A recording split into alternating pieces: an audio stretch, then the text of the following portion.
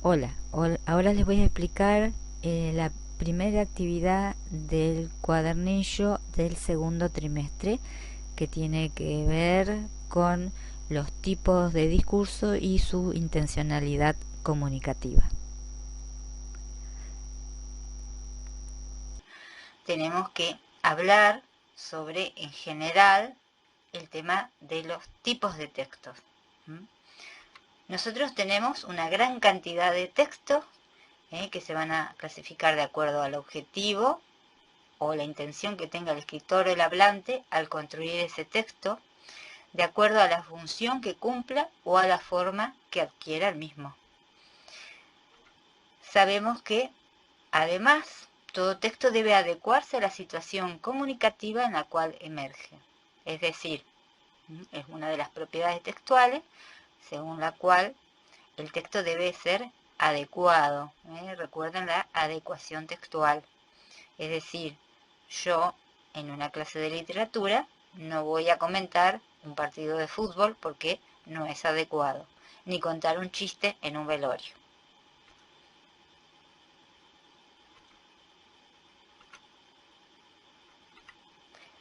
Bueno, nosotros tenemos una amplia clasificación de tipo de texto, pero podemos clasificarlo de acuerdo a los discursos. Uno de esos discursos es el discurso narrativo, que es aquel que busca narrar, contar un relato que puede ser verdadero o puede ser ficcional, como en el caso de la literatura. Recuerden que nosotros tenemos leyendas, cuentos, mitos, fábulas, leyendas urbanas, novelas, todos esos forman parte del género narrativo.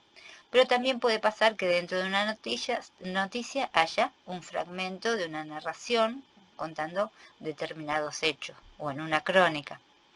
Bueno, en el caso de lo que estamos viendo en la pantalla, está vinculado con el género de ciencia ficción, que lo trabajamos en la primera entrega, y podemos ver varios títulos del autor Julio Verne, que se considera el fundador de este género de ciencia ficción. También tenemos los géneros argumentativos, que son aquellos que buscan convencer y también puede ser persuadir a los receptores o a los lectores, a los escucha, de que realicen alguna acción o que consideren válida su opinión o su tesis. En el caso de la persuasión, convencer y persuadir no es lo mismo. Convencer, se convencen, yo puedo convencer a las personas a partir de razonamientos lógicos, de argumentos. En cambio, la persuasión se logra a partir de la utilización también de los sentimientos. Bueno, vamos a ver distintos ejemplos. Este es una publicidad, igual que esta. Todas estas son publicidades. La publicidad tiene un carácter comercial y es la que busca convencer, pero también persuadir a los consumidores de que compren estos productos. ¿Sí? Bien. Y en este caso tenemos una propaganda. Esta propaganda surgió, se creó durante la Primera Guerra Mundial por parte del gobierno norteamericano, y lo que buscaba, trataba de interpelar a los norteamericanos para que se alisten en la guerra. Y para eso no utilizaban razonamiento, sino que el sentimiento, apelaban al sentimiento de patriotismo. ¿Sí? Bien, acá tenemos entonces otros ejemplos de publicidades, ¿sí?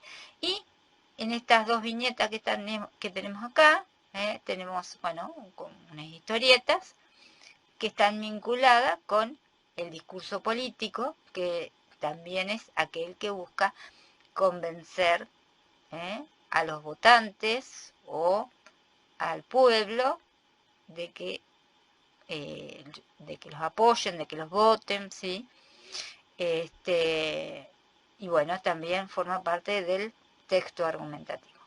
Bueno, acá tenemos el caso de el discurso argumentativo utilizado en el periodismo.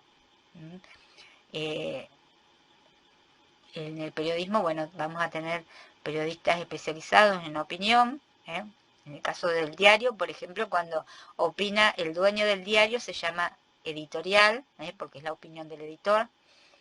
Cuando opina el periodista puede ser un comentario suelto, o puede tener una columna fija y escribir notas de opinión. También son muy comunes las reseñas culturales, que son aquellas que opinan acerca de un libro, de algún hecho cultural o de alguna película, que seguramente son las que más conocen ustedes. Y bueno, acá tenemos una propaganda también, en este caso era una propaganda para intentar prevenir la difusión de la gripe A, que son bastante parecidas a las formas de prevención del coronavirus, bueno, lavándose las manos, tomando diferentes medidas higiénicas.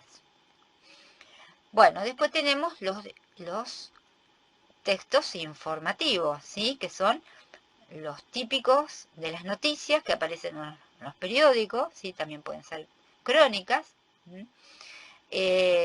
También lo podemos encontrar en la televisión. Y hoy en día también se suman, bueno, ya hace varios años, lo que son las noticias digitales.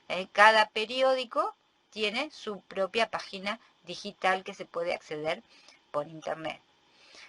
Bien, acá también tenemos ejemplos de páginas digitales dedicadas a la información.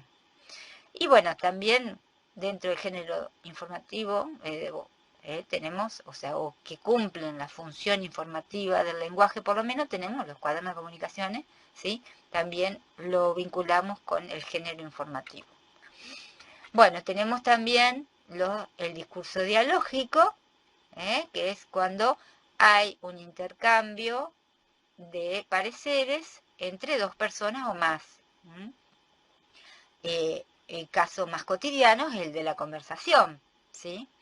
Bueno, entonces acá tenemos una entrevista que puede ser una entrevista laboral, como esta. Esta también es una entrevista laboral. Acá hay una entrevista laboral en el contexto de COVID. Bien, acá tenemos una entrevista periodística. En el caso, esto es una entrevista a un goleador.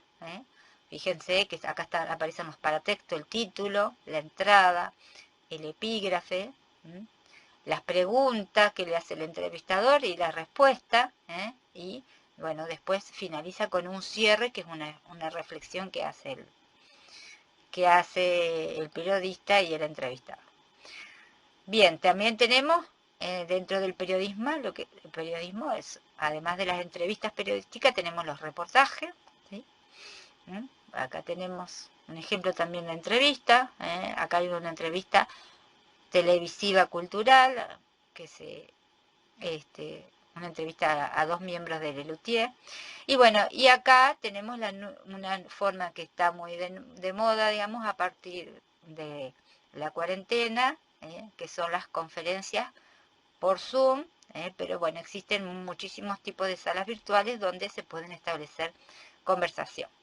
Y bueno, y acá dentro de la literatura tenemos el diálogo, ¿no? Porque hay que acordarse que en las obras de teatro, toda obra de teatro se estructura a través del diálogo, pero también en los textos narrativos podemos encontrar como secuencia inserta diálogos. Bueno, tenemos los textos instructivos, que es todo texto que nos da una pauta para realizar algo. Por ejemplo, acá tenemos una receta de cocina, acá tenemos la forma de de sembrar un árbol. Acá tenemos otra receta de cocina con los pasos. Acá, instructivo para lavarse correctamente las manos, para evitar contagiarse alguna enfermedad. Acá tenemos una receta hecha por un médico. Acá tenemos un texto instructivo de qué hacer en caso de incendio. Y acá tenemos un manual de uso. Bueno, después tenemos los textos explicativos, como el que estoy desarrollando yo ahora, que son todo texto que puede ser oral o escrito, ¿no? Que tiene la intención de hacer que el receptor comprenda los contenidos que se están desarrollando, ¿sí? Acá tenemos una clase de una escuela secundaria, acá una clase de la facultad, una aula magna. Acá tenemos un manual, también es un texto explicativo, ¿sí? Bueno, acá tenemos clases virtuales, ejemplos de clases virtuales, ¿sí? Acá hay varias clases virtuales. Bien, y acá hay otra clase universitaria. Entonces acá la intención es que el receptor comprenda los contenidos que se están desarrollando y para eso va a utilizar distintos recursos didácticos. Y llegamos por fin al texto expositivo. Y bueno, el texto expositivo, bueno, estas son como presentaciones de PowerPoint.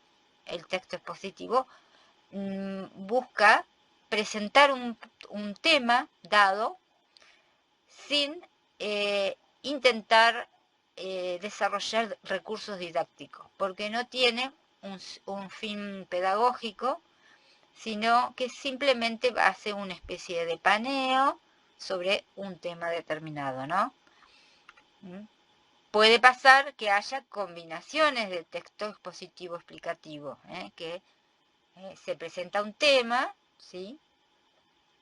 Cumpliendo la función informativa, si el expositivo también es de alguna forma informativo, pero no tiene, digamos, la intención de enseñar, sino que solamente informar sobre un tema, pero no ya con la forma de una noticia.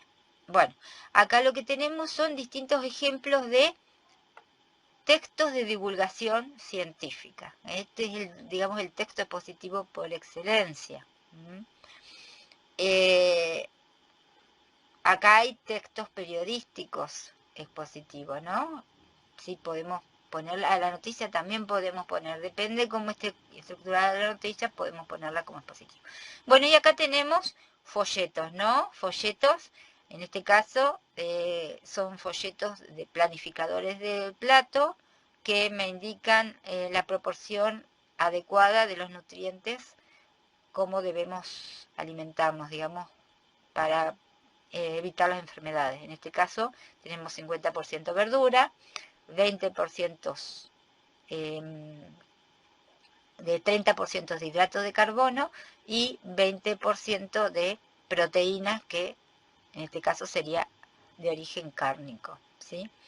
Bueno, fíjense que acá esta es la estructura básica de un texto expositivo. Está la introducción, el desarrollo y la conclusión. En este caso está vinculado con las células madre.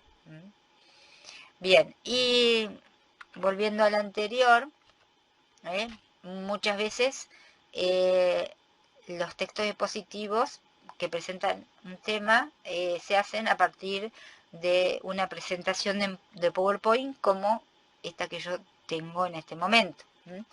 Mi texto es una combinación de texto expositivo con explicativo. Bueno, para ir terminando, para hacer la actividad que se proponen, entonces tienen que leer el texto que aparece ahí, escuchar el video y leer el texto que aparece en la segunda página, que es el que vemos en la pantalla. Y bueno, tienen que sacar ejemplos tanto del video como de los textos para poder resolver la actividad.